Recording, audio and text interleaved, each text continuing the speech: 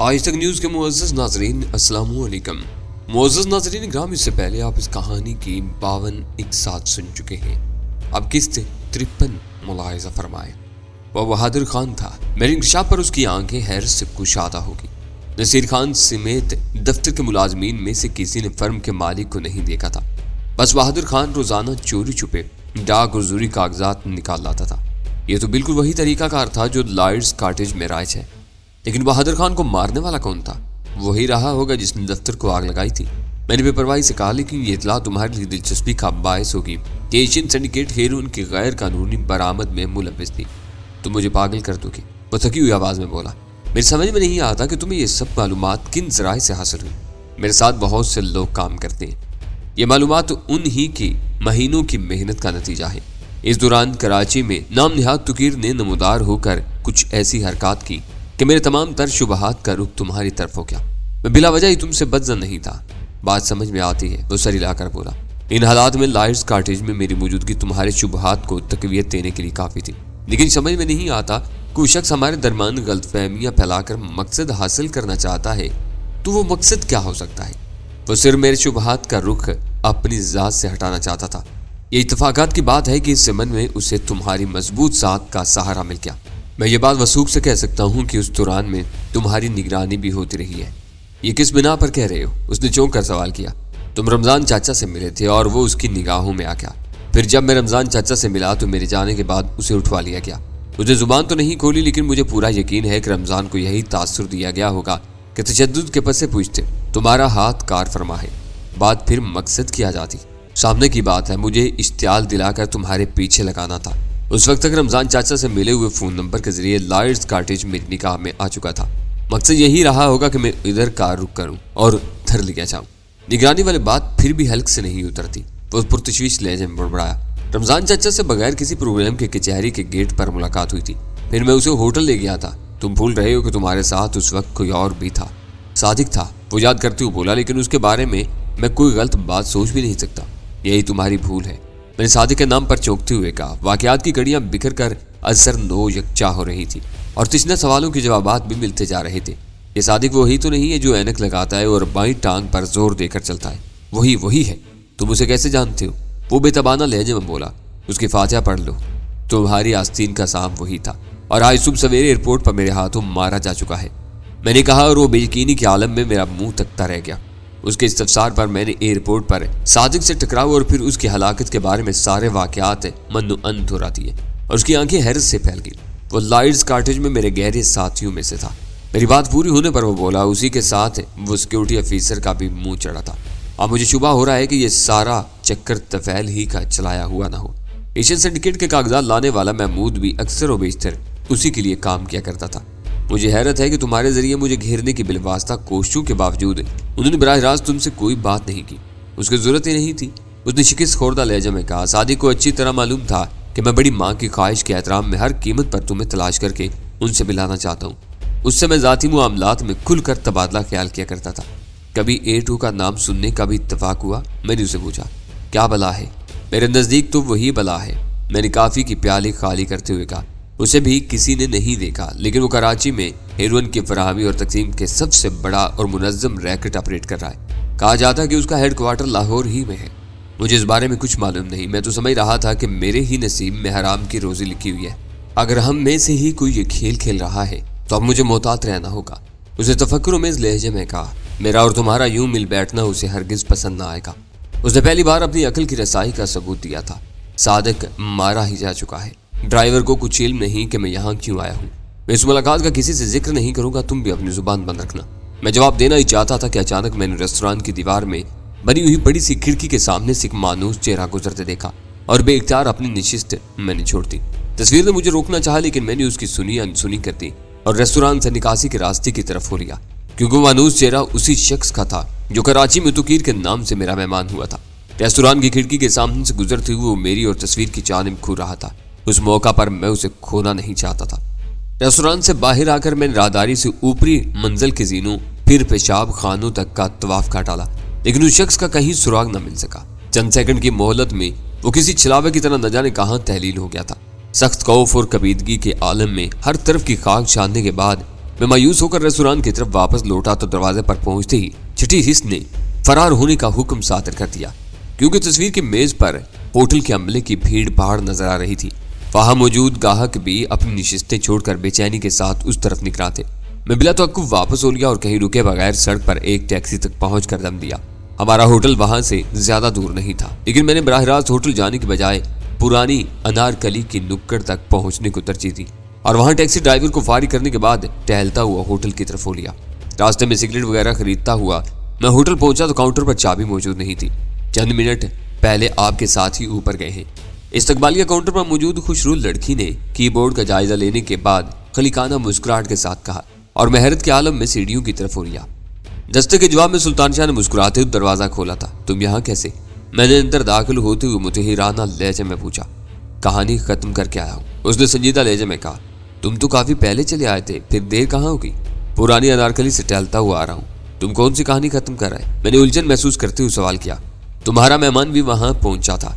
मुझे हैरत जरूर हुई थी कि तुम तस्वीर से बातें कर रहे थे और तुकीर बाहर मंडला रहा था। फिर वो अंदर दाखिल हुआ तो मैं भी उसके पीछे चलाया। वो शायद दानिस्ता रेस्टोरेंट की खिड़की के सामने से गुजरा था ताकि तुम्हें जगह छोड़कर अपने ताकुम पर मजबूर कर सके। तुम्हारे उठते ही वो मुझे जुल देकर गायब हो गया। मैं भाप चुका था कि वो किसी वजह से तस्वीर से तन्हाई में मिलना चाह रहा था। लिहाजा मैं वक्त जाया करने के बजाय रेस्टोरेंट की तरफ पलटा तो न जाने कहां से घूमकर अंदर पहुंच चुका था और तस्वीर के शाने पर झुका हुआ कुछ कह रहा था। मुझे रेस्टोरेंट के दरवाजे पर देखते ही वो पलट कर भागा। मैं भी उसके पीछे लपका, लेकिन तस्वीर की मेज तक पहुंचने से पहले मैंने देखा कि तस्वीर कुर्सी पर बैठे बैठे किसी बेजान लाश की तरह मेज पर गिर गया। मेज की सतह से सर टकराने की शोर सुनकर होटल का हमला भी उधर दौड़ पड़ा और मैं किसी की निगाहों में आने से पहले वहां से निकल खड़ा हुआ। वहां तुकीर का दूर दूर तक पता नहीं था। उसी असना में होटल में तस्वीर की मौत की खबर फैल गई। वो किसी सरीउल असर जहर का शिकार हुआ था, क्योंकि फौरन ही उसका जिस्म नीला पड़ना शुरू हो गया था। मुझे अंदेशा हो गया था। मैंने अफसुर्दा लहजे में कहा। वो खुद भी खतरा भाप चुका था, लेकिन मुखालिफिन हमारी तवक्कुत से ज्यादा तेज और चालाक साबित हुए। उसे मोहलत दिए बगैर रास्ते से हटा दिया गया। तुम किन मुखालिफिन की बात कर रहे हो? मैंने तुकीर को अपनी आंखों से देखा था। ये तो भाई के हाथों भाई की हलाकत का नाकाबिले यकीन वाक़या है। तुम्हारी तो उनके सामने कोई औकात ही नहीं है। उससे मिलकर मेरी बड़ी गलतफहमियां दूर हुई हैं, मैंने पुरमुज़्दा लहजे में कहा। उसने यही बताया था कि तुकीर मुद्दत से ओटावा में है। उसके नाम की आड़ लेकर मेरा मेहमान बनने वाला कोई और ही था। ओह, उसके मुंह से बेइख्तियार तहय्युर ज़दा आवाज़ निकल गई। मैंने चंद सानियों के लिए उन दोनों को यकजा देखा था। तस्वीर के चेहरे पर शनासाई के कोई आसार नहीं थे। शायद वो भी उस शख्स से पहली बार मिला था। एटू ने दीदा दानिस्ता हमें गलत राह पर डाला हुआ था। तस्वीर को उसके करीबी साथियों के जरिए अलाकार बनाया गया था। आज एयरपोर्ट पर मरने वाला शख्स तस्वीर का जिगरी दोस्त था, लेकिन दूसरी तरफ सिक्योरिटी ऑफिसर के लिए भी काम करता था। यानी एटू के बारे में अब तक हम झक्की मारते रहे। वो यक ब यक मायूस नजर आने लगा। हम बिल्कुल सही रास्ते पर चल रहे हैं। मैंने जोर देकर कहा। फर्क सिर्फ इतना था कि तस्वीर या तुकीर को एटू समझ रहे थे, जबकि उसकी शख्सियत अभी तक राज में है। शख्सियत भी सामने आ चुकी है। तुकीर बनकर तुमसे मिलने वाला ही एटू है। तुम्हारे मुलाजिम ने उसकी बदली हुई आवाज़ सुनी थी। जहांगीर ने उस बात की तस्दीक की थी। वो तो सारी रात उसके साथ ड्राइवर के तौर पर रहा था। फिर उसने रात भी जहांगीर के घर ही में बसर की थी। कम अज कम हम उसे पहचान सकते हैं, चाहे उसका असल नाम कुछ भी हो। तस्वीर की मौत की खबर बड़ी माँ को पागल कर देगी। मैं उनका ख्याल आते ही मुस्तरिब हो गया। तुकीर कनाडा में है, उन्हें भी कोई न संभाल सकेगा और वो पिलक बिलक कर मर जाएगी। तुम्हारा बस यही एक कड़ा इम्तिहान है, उसने तशवीह अमेज लहजे में कहा। तस्वीर का कातिल तुम तक रसाई के इस मौका पर गाफिल नहीं रहेगा। तुमने बड़ी माँ का रुख किया और समझो के मारे गए। तुम ठीक कह रहे हो, मैंने कदर तवक्कुफ के बाद कहा। खुद किसी जाल में फंसने के बजाय अब मुझे किसी तरह उसके गिरेबान पर हाथ डालना होगा। और इस बात तुफैल की बारिक है। ये तुफैल कहाँ से आ गया? एसओ लॉयड्स कॉटेज का सिक्योरिटी ऑफिसर। तस्वीर ने जो कुछ बताया था उसकी रोशनी में लॉयड्स कॉटेज के मुलाजमीन में तुफैल ही सबसे ज्यादा बाखबर आदमी है और मेरे कहर से हरगिज न बच सकेगा। उसका आदमी 3 बजे मिंटो पार्क पहुंचेगा। सुल्तान शाह ने उसका जिक्र करते ही चौंक कर मुझे याद दिलाया। इस वक्त 1:15 बजने वाला है। शायद तुम्हें कुछ तैयारी भी करना होगी। मैं मुकर्रर वक्त से पहले ही वहां पहुंचना चाहता हूँ, मैंने उठते हुए कहा, ताकि वहां के हालात पर निगाह रख सके। हो सकता है कि उसके मददगार पहले से गाड़ियों में वहां जमा होना शुरू हो जाए। मैं मिंटो पार्क की पार्किंग लॉट में पहुंचा तो सुल्तान शाह मुझसे पहले एक खस्ता हाल आवारा गर्द के रूप में वहां मुंडेर पर बैठा था। वो दोपहर का वक्त था, इसलिए पार्किंग लॉट में चंद ही गाड़ियां मौजूद थी, लेकिन मुझे कोई मुश्तबा आदमी नजर नहीं आ सका। उस वक्त मैंने सिल्क का सुर्ख शिनाख्ती मफलर नहीं ले बैठा था ताकि दूसरे फरीक के गुर्गे मुझे पहले से न पहचान सके। मैं चहलकदमी के अंदाज में बढ़कर ख्वांचे वालों के पास जा खड़ा हुआ। اور تلی ہوئی چنے کی دال لے کر اس سے شغل کرنے لگا۔ ٹھیک 2:45 بجے ایک کار منٹو پارک کی پارکنگ لاٹ میں داخل ہوئی اور اس میں 3 صحت مند افراد سینے پھلائے نیچے اترائے۔ ان کے لباس اور بچھرے سے ظاہر ہو رہا تھا کہ وہ پیشہ ور گنڈے نہیں تو بگڑے ہوئے اور اوباش طبیعت ضرور ہیں۔ اپنی کار سے اترنے کے بعد وہ تینوں وہیں کھڑے متجسسانہ انداز میں چاروں طرف نگاہیں دوڑانے لگے۔ صاف ظاہر ہو رہا تھا کہ انہیں وہاں کسی کی تلاش تھی۔ میں دور ایک ٹھیلے کے پاس کھڑا کن اکھیوں سے ان کا جائزہ لیتا رہا۔ وہ اپنی کار کے قریب کھڑے سگریٹیں سلگا رہے تھے کہ میں نے سلطان شاہ کو کسی آوارہ گرد ملنگ کے سے انداز میں خود کلامی کرتے ہوئے ان کی طرف بڑھتے دیکھا اور بے چین ہو گیا۔ شاید اس کی حرکات و سکنات کی بنا پر سلطان شاہ بھی ان کی طرف سے شبہات کا شکار ہو گیا تھا۔ وہ دلیر اور ذہین آدمی تھا، لیکن میری دانش میں ایسی کھلی چھیڑ چھاڑ کھیل بگاڑنے کے ساتھ ہی اس کے لیے مشکلات بھی پیدا کر سکتی تھی۔ مجھے دیکھ کر خوشی ہوئی کہ ان تک پہنچنے کے بعد بھی سلطان شاہ نے اپنا لاتعلقانہ انداز برقرار رکھتے ہوئے ان کے سامنے دست سوال دراز کر دیا تھا۔ نچلے درجے کے عام جرائم پیشہ لوگوں کی طرح وہ تینوں بھی کچھ توہم پرست تھے۔ ایک مجذوب نما سوالی کا ہاتھ پھیلا دیکھ کر بیک وقت تینوں کے ہاتھ جیبوں سے کچھ دبائے برآمد ہوئے اور سلطان شاہ کی ہتھیلی پر خالی ہو گئے۔ سلطان شاہ نے بزرگانہ انداز میں ان میں سے ایک کے سر پر ہاتھ پھیرا تھا اور شاید کچھ کہا بھی تھا جو فاصلہ زیادہ ہونے کے باعث میں نہ سن سکا۔ نہ جانے اس کے کلمات میں کیا تاثیر تھی کہ وہ تینوں ہی اس کی طرف متوجہ ہو گئے اور سلطان شاہ وہیں جم گیا۔ آثار سے ظاہر ہو رہا تھا کہ وہ ان چاروں میں کچھ دلچسپ مذاکرات شروع ہو چکے تھے۔ ٹھیک 3 بجے ایک سفید کرولا اس علاقے میں داخل ہوئی اور راستے ہی میں رک گئی۔ میں وہاں رکشے سے پہنچا تھا، لہٰذا پارکنگ کے ضوابط سے لا علم تھا۔ کرولا کے رکتے ہی سرکاری پارکنگ فیس یا جگہ ٹیکس وصول کرنے والا ایک لڑکا اس کی طرف بڑھا تھا، لیکن اسے شاید دور ہی سے دھتکار دیا گیا تھا۔ سفید کرولا کے آتے ہی سلطان شاہ کے ساتھ الجھے ہوئے تینوں بدماش چوکے تھے اور ان کی توجہ اپنے سامنے کھڑے ہوئے نقلی مجذوب سے ہٹ کر سفید کرولا پر مرکوز ہو گئی تھی۔ میں نے اس تبدیلی کا اندازہ کرتے ہی پیش قدمی کی تیاری کر لی۔ کرولا سورج کے سامنے ایسے زاویے سے کھڑی ہوئی تھی کہ جب تک ڈرائیور نیچے نہ آیا میں ونڈ اسکرین کے پیچھے اس کا چہرہ نہ دیکھ سکا، لیکن اس دیکھتے ہی میرے قدم بے اختیار حرکت میں آ گئے کیونکہ اس کے سر پر نیلی ٹوپی نظر آ رہی تھی۔ جب تک میں اس کے مقابل نہ پہنچ گیا اس نے مجھ پر کوئی توجہ نہیں دی، بلکہ بے چینی کے ساتھ گرد و پیش میں نظریں دوڑاتا رہا، لیکن مجھے اپنے سامنے محسوس کرتے ہی وہ چونک پڑا۔ سرخ مفلر گلے کے بجائے میری جیب میں ہے۔ میں نے اس کی آنکھوں میں دیکھتے ہوئے سر لہجے میں کہا، ہوا کرے میں کیا کروں؟ اس نے چڑچڑے پن کا مظاہرہ کرتے ہوئے کہا، طے شدہ باتوں سے انحراف کی صورت میں وہی ہوگا جو شوگر کوئین چاہتی ہے، اس میں تمہیں کوئی اعتراض نہ ہونا چاہیے۔ میں خود شوگر کنگ ہوں، اس وقت تو وہی ہوگا جو میں چاہوں گا۔ میں نے اپنے لہجے میں کرختگی پیدا کرتے ہوئے کہا۔ کوڈ ورڈز کا تبادلہ ہو چکا تھا، لہٰذا اس کے تیور ڈھیلے پڑ گئے۔ تمہاری امانت لے آیا ہوں، یہ کہتے ہوئے اس نے جھک کر پیسنجر سیٹ سے ایک بڑا سا براؤن چرمی بریف کیس اٹھایا جو خاصا وزنی معلوم ہو رہا تھا اور اسے میری طرف بڑھاتے ہوئے بولا، میری ذمہ داری ختم، اب یہ تمہارے حوالے ہے، تم جانو اور تمہارا کام۔ میرا ارادہ اس بریف کیس کو وصول کر لینے کا تھا، لیکن ان موقع پر مجھے وہ بریف کیس یاد آ گیا جو تنظیم کی طرف سے میرے حوالے کیا گیا تھا۔ اس بریف کیس کو کھولنے میں ذرا بھی غلطی کی جاتی تو کفل کے میکنزم سے منسلک طاقتور بارودی ذخیرہ اتنی قوت سے پھٹتا کہ بریف کیس تو درکنار قرب و جوار والوں کی چیتھڑے ملنے بھی محال ہو جاتے۔ تحویل میں لینے سے پہلے شاید رقم تو گننا دشوار ہوگی، مگر میں گڑیاں ضرور گننا چاہوں گا۔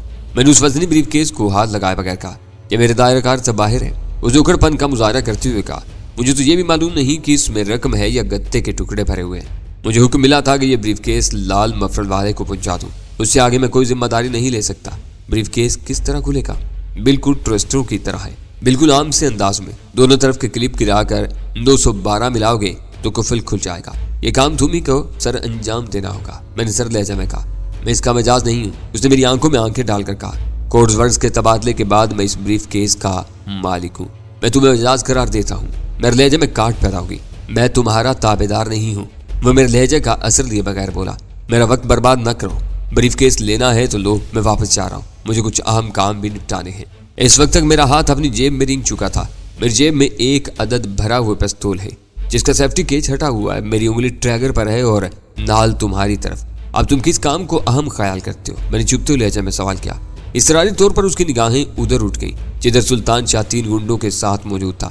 اس وقت تو تمہارا ہی کام اہم نظر آ رہا ہے، گاڑی میں آ جاؤ، یہ بریف کیس ہم کسی محفوظ مقام پر کھولیں گے۔ وہ بولا، وہ بہت ذہین اور مکار تھا لیکن میرے لیے طفل مکتب ہی تھا۔ اس کا مقصد صرف اتنا تھا کہ وہاں سے میرے ساتھ روانگی چونکہ پروگرام کے خلاف ہوگی، لہٰذا اس کے تینوں چوکیدار بھی سفید کرولا کا پیچھا کریں گے اور کسی محفوظ مقام پر پہنچنے سے قبل اسے میری بالادستی سے نجات دلا دیں گے۔ لیکن میں بھی ان امکانات سے غافل نہیں تھا۔ اسے مزید کسی ہوشیاری کا موقع دیا بغیر میں اس کے برابر والی نشست پر بیٹھ گیا۔ اس نے وزنی بریف کیس عقبی نشست پر ڈال دیا تھا اور چلائے ہوئے انداز میں کار تیزی سے آگے بڑھا دی تھی۔ میں نکال کے روانہ ہوتے ہی پستول جیب سے نکال کر ہاتھ میں لے لیا تھا تاکہ اسے ہر لمحے صورتحال کا احساس رہے، لیکن راوی روڈ پر کچھ دور چلنے کے بعد عقب معائنے میں دیکھتے ہوئے وہ مزاحانہ انداز میں ہنس دیا۔ اسے جیب میں رکھ لو۔ میری خاموشی پر وہ خود ہی بولا تھا۔ اس کا لہجہ استزائیہ تھا۔ کیوں؟ کیا اس میں سے مینڈک نکلنے کی امید ہے تمہیں؟ میں نے بھی اسی لہجے میں سوال کیا۔ پیچھے مڑ کر دیکھو، اس نے مذاقہ خیز انداز میں کہا۔ نیلی ڈانسن میں میرے 3 محافظ پیچھے آ رہے ہیں۔ وہ نہ صرف پوری طرح مسلح ہے بلکہ ان میں سے ہر ایک تمہاری پسلیاں چکنا چور کر سکتا ہے، اور یہ بھی اچھا ہوا، یہ اور بھی اچھا ہوا، میں نے بے پروانہ لہجے میں کہا۔ اب کم از کم تم کو یہ شکایت نہیں ہوگی کہ تم اکیلے میں مارے گئے۔ 3 سرما تمہاری بدترین درگت کے چشمدید گواہ ہوں گے۔ اس نے دعوی کا نیا پل، پھر پرانا پل بچھوڑا اور گاڑی شکستہ و خستہ بند روڈ پر مڑ گئی، جہاں گرد و غبار سے اٹی ہوئی نیم پختہ سڑک پر عملاً ویرانی کا راج تھا۔ کافی دور نکل آنے کے بعد بھی جب اس ویرانے کا خاتمہ نہ ہوا تو ایک جگہ میں نے اسے گاڑی روکنے کا حکم دیا۔ سفید کرولا ایک کنارے پر رک گئی اور میں نے اپنے پستول کی زد پر اسے نیچے اتار لیا۔ تم کیا کرنا چاہ رہے ہو؟ اس کے لہجے میں پہلی بار تشویش کے آثار محسوس ہوئے تھے، کیونکہ تعاقب میں آنے والی نیلی ڈانسن کا دور دور تک کوئی پتہ نہیں تھا اور وہ محض میرے رحم و کرم پر رہ گیا تھا۔ یہاں تم بریف کیس کھول کر مجھے رقم کی گڑیاں گنواؤ گے، میں نے سخت لہجہ میں کہا، اور اس کے چہرے کا رنگ اڑ گیا۔ بریف کیس میں نہیں کھولوں گا، وہ اٹل لہجہ میں بولا۔ تم کھول دو، رقم میں گنوا دوں گا، پر خدا تمہارا تو باپ بھی کھولے گا، میں نے اس کو منہ پر بھرپور تھپڑ رسید کرتے ہوئے کہا۔ وہ مغلظات بکتا ہوا دور ہٹ گیا اور اسی لمحے میں نے پچھلے موڑ سے غبار کا ایک بگولا سا اپنی طرف بڑھتا ہوا محسوس کیا۔ چند ثانیوں میں صورتحال واضح ہو گئی تھی۔ نیلی ڈانسن تیزی سے ہماری طرف بڑھی آ رہی تھی۔ میری شکار کے بچھڑے پر خوشی کی لہر دوڑ گئی اور میں نے بدترین حالات سے مقابلہ کرنے کی نیت سے بڑھ کر اپنے پستول کی نال اس کی کمر سے لگا دی۔ تھوڑی دیر میں نیلی ڈانسن ہمارے قریب آ کر رک گئی۔ مجھے یہ دیکھ کر حیرت ہوئی کہ عقبی نشست پر سلطان شاہ بھی براجمان تھا۔ اس کار کا انجن بند ہوا، پھر یکے بعد دیگرے وہ تینوں بدماش اپنے ہاتھ سروں پر باندھے نیچے اترے تو فرتہر سے میری عقل چکرا کر رہ گئی۔ آخر میں سلطان شاہ اس کار سے نیچے اترا تھا اور اس کے ہاتھ میں پستول دبا ہوا تھا۔ تینوں بدماش سلطان شاہ کو بدترین مغلظات سے نواز رہے تھے، لیکن اس کے ہونٹوں پر شریر سی مسکراہٹ نظر آ رہی تھی۔ پیر، اس دور کی سب سے بڑی حقیقت میں سلطان شاہ ان تینوں کو کور کیے کہہ رہا تھا۔ رشوت اور سفارش کی لعنت نے ہم سب کو ایسا برباد کیا ہے کہ ہم بارگاہ خداوندی میں بھی رسائی کے لیے اہم سفارشیں اور سہارے ڈھونڈتے ہیں۔ یہ تینوں ضعیف العقاد میری دعاؤں کے متمنی تھے اور اب نابکار مجھ ہی کو مغلظات بک رہے ہیں، لیکن تم نے انہیں کیسے گھیر لیا؟ میں نے ہنستے ہوئے سوال کیا۔ چند حسب حال دعاؤں کے طفیل ان سے تھوڑی سی بھیک سمیٹنے میں کامیاب ہو گیا تھا اور یہ وقت گزاری کے لیے اپنے مقدرات کے بارے میں سوالات کرنے لگے تھے۔ اسی دوران میں تمہارا کام شروع ہو گیا۔ یہ لوگ تعاقب میں روانہ ہوئے تو میں بھی خاموشی سے ان کے ساتھ سوار ہو گیا اور ان میں سے کسی نے مجھ مسکین سے تعرض نہیں کیا۔ ان بیچاروں کو تو اس وقت ہوش آیا جب سفید کرولا نظر آنے کے بعد میں نے اچانک ہی پستول نکال کر صورتحال بدل ڈالی، اور اب یہ اس بیچارے کو کوس رہے ہیں جسے ذرا دیر پہلے اپنا سب سے مضبوط ستون بھی سمجھ رہے تھے۔ الو کے پٹھے، ان تینوں میں سے ایک دانت پیس کر ہو رہا۔ ہمیں شبہ بھی ہو جاتا کہ تم اس نابکار کے ساتھی ہو تو اسی طرح مارتے کہ تمہیں قبر بھی نصیب نہ ہوتی۔ خیر، ہم اس کا خیال رکھیں گے۔ سلطان شاہ بایاں ہاتھ اٹھا کر بے نیازی کے ساتھ بولا۔ تم سب کو الگ الگ قبر میسر ہوگی، کوشش کریں گے کہ تمہاری مزنگ کی جنازہ گاہ میں تدفین ہو، کیونکہ اس علاقے میں ہمارا ایک تنخواہ دار فاتحہ خواں رہتا ہے۔ وہ اپنے 4 بیٹوں سمیت ہر روز تمہارے مزاروں پر فاتحہ خوانی کرتا رہے گا تاکہ قیامت تمہاری قبریں نور سے بھری رہیں۔ ہرزہ سرائی بند کر الو کے پٹھے۔ ان میں سے ایک غالباً خوف زدہ ہو کر چلا، ہم تمہارا خون پی جائیں گے، اس کا خون بہت کڑوا ہے، میں نے ناصحانہ لہجے میں کہا۔ بہتر ہوگا کہ تم تینوں خاموش ہی رہو، ورنہ اس کے کڑوے خون کو جوش آ گیا تو تم میں سے ایک آدھ مزنگ کی جنازہ گاہ تک بھی نہ پہنچ سکے گا، جہاں اس کے تنخواہ دار فاتحہ خواں کا بندوبست ہے۔ تم کون ہو اور ہم سے کیا چاہتے ہو؟ ان تینوں میں سے ایک اور بھڑک کر ہو رہا۔ کچھ بھی نہیں، میں نے سادگی کے ساتھ کہا۔ یہ میرے لیے 30 لاکھ روپے لایا ہے۔ میری خواہش ہے کہ یہ رقم نہیں تو کم از کم گڈیاں ہی گن کر میرے حوالے کر دے۔ رقم پوری ہوئی تو تم سب کی چھٹی ہو جائے گی، ورنہ یہ یرغمال میں رہ جائے گا۔ تم واپس لوٹ کر اپنے اوپر والے کو اس کی بے امانی سے آگاہ کر سکو گے۔ ہم اسی کو جانتے ہیں، اس کے علاوہ ہمارا کسی سے کوئی تعلق نہیں۔ وہی شخص گرایا۔ 30 لاکھ کے معاملے میں ہمیں تو صرف 5000 کے عوض گھسیٹا گیا ہے۔ تم سب ملعون اور نابکار ہو۔ میرا نیلی ٹوپی والا قیدی دہاڑا۔ آج میں نے تمہاری نمک حرامی دیکھ لی ہے، آئندہ کبھی تم پر اعتماد نہیں کروں گا۔ وہ تینوں چپ رہے، لیکن میں انہیں للکار بیٹھا۔ سن لی اپنی اوقات، اگر بہتری چاہتے ہو تو ابھی واپس بھاگ لو۔ ایک بار تمہارے سامنے کھیل شروع ہو گیا تو پھر مزنگ جنازہ گاہ سے پہلے کہیں پناہ نہ مل سکے گی۔ تو کیا تم ہمیں آسانی سے واپس جانے دو گے؟ ان میں سے ایک نے سوال کیا۔ نہ جانا چاہو تو دوسری بات ہے، میں نے سارا بوجھ اسی پر ڈال دیا۔ وہ تینوں کرائے کے ٹٹو تھے اور غالباً انہیں اپنے معاوضے کی رقم پیشگی مل چکی تھی، لہٰذا انہوں نے یہی طے کیا کہ انہیں مزید ملوث ہوئے بغیر واپسی کی راہ اختیار کرنی چاہیے۔ نیلی ٹوپی والی قیدی نے دھمکیوں اور خوشامدوں کے ذریعے انہیں لاکھ روکنا چاہا، لیکن ان میں سے کوئی تیار نہیں ہوا۔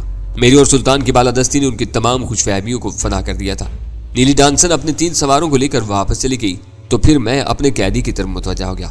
رقم گنوا کر تم بھی چھٹی کرو میرے دوست، کلپ گرا کر 912 ملاؤ گے تو کفل کھلچائے گا۔ اس نے کسی رٹائے ہوئے طوطے کی طرح دہرایا۔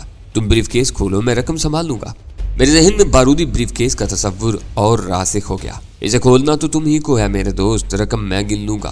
میں نے براہ راست اس کی آنکھوں میں دیکھتے ہوئے سرد اور تہمکانہ لہجے میں کہا، اس خیال میں بھی رہنا کہ تم کسی بھی طرح ہمیں دھوکہ دے کر نکل بھاگنے میں کامیاب نہیں ہو سکو گے۔ یہ جعلی پیر نشانے کا بہت سچا ہے۔ نیلی ٹوپی والے کی آنکھوں میں تشویش کے سائل لرزنے لگے اور بشرے پر فکر مندی کی علامات اوپر آئیں۔ آخر تم مجھ ہی سے بریف کیس کھلوانے پر کیوں مصر ہو؟ اس نے خود کو تنہا اور بے بس پا کر تھکے ہوئے لہجے میں سوال کیا، اور تم کیوں اسے نہ کھولنے پر اڑے ہوئے ہو میرے ننھے چوزے؟ سلطان شاہ نے آگے بڑھ کر اس سے زہریلے لہجے میں سوال کیا اور اس کا چہرہ بجھ سا گیا۔ مجھے ذمہ داری سونپتے ہوئے خاص طور پر ہدایت کی گئی تھی کہ بریف کیس ہرگز نہ کھولوں، اس نے کہا، اور تم نے اس کی وجہ جاننے کی قطعی کوشش نہیں کی؟ میں نے سوال کیا۔ ضرورت ہی محسوس نہیں کی، اس نے وضاحت کرتے ہوئے کہا، میرا خیال تھا کہ اتنی بڑی رقم کا معاملہ ہے، وہ چاہتا ہوگا کہ تم خود ہی رقم سنبھالنے کا فرض انجام دو۔ پھر تم نے یہ کیوں کہا کہ تمہیں یہ تک نہیں معلوم کہ اس میں رقم ہی ہے یا پھٹے پرانے کاغذات وغیرہ بھرے ہوئے ہیں؟ سلطان شاہ نے ترش لہجے میں سوال کیا۔ وہ بات کی بات ہے، اس نے متعفانہ لہجے میں کہا، تم لوگوں کے جارحانہ رویے سے مجھے شبہ ہو رہا ہے کہ تمہیں میرے ہاتھوں ذکر پہنچانے کی کوشش نہ کی گئی ہو۔ جب تم خود یہ سوچ رہے ہو تو بریف کیس کھولنے میں ہچکچا کیوں رہے ہو؟ اس بارے میں مجھے خاص طور سے منع کیا گیا تھا، ہو سکتا ہے کہ یہ بھی کوئی چال رہی ہو، اس نے ہچکچاتے ہوئے کہا۔ میرا تو خیال ہے کہ جو بھی اسے کھولنے کی کوشش کرے گا کسی نہ کسی مشکل سے دوچار ہو جائے گا۔ کیسی مشکل؟ میں نے اسے ٹٹولنے کی نیت سے سوال کیا تاکہ اس کی ذہنی اڑان کا اندازہ لگا سکوں۔ ہو سکتا ہے کہ اس میں ردی کاغذات کے ساتھ کوئی بکھرا ہوا زہریلا سام بند ہو جو ڈھکنا کھلتے اس سامنے والے کو ڈس لے۔ اس کے جواب سے مجھے خاصی مایوسی ہوئی۔ وہ ان لوگوں کا ہرکارہ تھا جو جرائم کے ارتکاب میں جدید سائنسی سہولتوں سے استفادہ کرتے آ رہے تھے۔ فوٹو سیل، خودکار کیمرے، وائرلیس اور الیکٹرانکس پر مشتمل حفاظتی حصار استعمال کرنے والوں کے لیے کام کرتے ہوئے بھی اس کی ذہنی سطح اس قدر پست تھی کہ وہ 21ویں صدی میں بھی سانپ سے ڈسوانے والے حربے سے آگے کچھ بھی نہ سوچ سکا تھا، اور اس کی یہ کم علمی شاید میرے لیے سود مند ہی تھی۔ اس خطرے کا توڑ بہت آسان ہے، میں نے قدر توقف کے بعد اس کی حوصلہ افزائی کرتے ہوئے کہا، تم اس بریف کیس کو دور لے جا کر دونوں لیور اٹھاؤ اور نمبر ملا کر کفل کھول دو، اور بریف کیس وہیں چھوڑ کر ہمارے پاس آ جاؤ۔ ہم اس کا ڈھکن کسی درخت کی لمبی سی ٹہنی کی مدد سے کھول دیں گے۔ اندر سانپ ہوا تو راستہ پاتے ہی ویرانے میں فرار ہو جائے گا اور ہم بلا خوف و خطر قریب جا کر رقم گن سکیں گے۔ مجھے اپنی تجویز کے مضمرات کا خوب اندازہ تھا، لیکن اس کی کھوپڑی کے لیے میری رائے قابل قبول تھی۔ اس نے وہیں ٹھہر کر چند ثانیوں کے لیے کچھ سوچا، پھر کار سے بریف کیس اتارنے لگا۔ اس کو بریف کیس کہنا کچھ اتنا مناسب نہیں تھا، کیونکہ نہ اس کا سائز بریف کیس کا تھا، نہ ساخت سوٹ کیس جیسی۔ ان دونوں کے درمیان کی کوئی چیز معلوم ہو رہا تھا۔ وزنی اور بڑے بریف کیس کو کار سے اتار کر وہ دائنی سمت کے کچے ویرانے میں اتر گیا، جہاں تحت نگاہ خودرو درختوں اور جھاڑیوں کا سلسلہ پھیلتا چلا گیا تھا۔ کیا سوچ رہے ہو؟ سلطان شاہ کی دھیمی آواز نے میرے پرہول خیالات کا تسلسل توڑ دیا۔ چہرے سے کوئی بہت بڑی الجھن ٹپک رہی ہے، یہ بے خبری میں مارا جائے گا، میں نے متاسف لہجے میں کہا۔ کیوں؟ اس نے حیرت سے سوال کیا۔ جب لمبی ٹہنی سے ڈھکن کھولنے کا فیصلہ کر لیا گیا ہے تو سانپ اس کا کیا بگاڑ لے گا؟ وہ اسے سمجھانے کے لیے کہا تھا، میں نے تفکر میں لہجے میں کہا۔ مجھے شبہ ہے کہ اس کے میکنزم میں طاقتور بارودی دھماکے کا پورا بندوبست پوشیدہ ہوگا اور ٹہنی سے ڈھکنا کھولنے کی نوبت ہی نہیں آ سکے گی۔ نہ آئے، وہ بے پرواہانہ لہجے میں بولا۔ تم کیوں اپنا ذہن تھکا رہے ہو؟ وہ جو چال تمہارے لیے لایا ہے خود ہی اس کا شکار ہو جائے گا، اور اگر کچھ نہ ہوا تو 30 لاکھ پکے ہیں۔ میں پھیکے انداز میں مسکرا کر رہ گیا۔ میری نگاہیں کچے ویرانے کی طرف مرکوز تھیں، جہاں وہ تھوڑی دور ریت پر بیٹھا بریف کیس کے دونوں لیور اٹھانے کے بعد گھٹنوں کے بل نیچے جھکا کفل کے نمبر ملانے کی کوشش کر رہا تھا۔ اچانک ایک ہولناک دھماکے سے میری نگاہیں خیرہ ہو گئیں، کیونکہ اس مقام پر طاقتور بارودی دھماکے کے ساتھ ہی بارودی شعلوں کا کثیف بادل بھی بلند ہوا تھا۔ میں اچھل کر پہلو کے بل کئی فٹ دور جا گرا۔ میں سنبھل کر اٹھا اور دیوانہ وار کار کی طرف توڑ لگا دی۔ شاید سلطان شاہ نے بھی اسی لمحے وہی فیصلہ کیا تھا، کیونکہ ہم دونوں تقریباً ایک ساتھ ہی کار میں سوار ہوئے تھے۔ دھماکے کے باعث فضا میں اٹھنے والا ریت کا غبار دور تک پھیلا ہوا تھا۔ بارود جلنے کی بو سے نتنوں اور آنکھوں میں سوزش ہو رہی تھی۔ بریف کیس میں بھرے ہوئے کاغذات آگ پکڑ کر دور تک بکھر گئے تھے اور خشک جھاڑیوں نے جا بجا آگ پکڑ لی تھی۔ بربادی کے اس مہم منظر میں نہ بریف کیس کے باقیات کہیں نظر آ رہے تھے اور نہ اس کے کھولنے والے کا پتہ تھا۔ بس کار سے ذرا دور جوتے اور پاؤں سمیت جلتی ہوئی پنڈلی کی ایک ہڈی ریت پر پڑی یہ اعلان کر رہی تھی کہ نیلی ٹوپی والے کا جسم دھماکے کے نتیجے میں چیتڑوں میں تقسیم ہو کر ہر طرف بکھر گیا تھا۔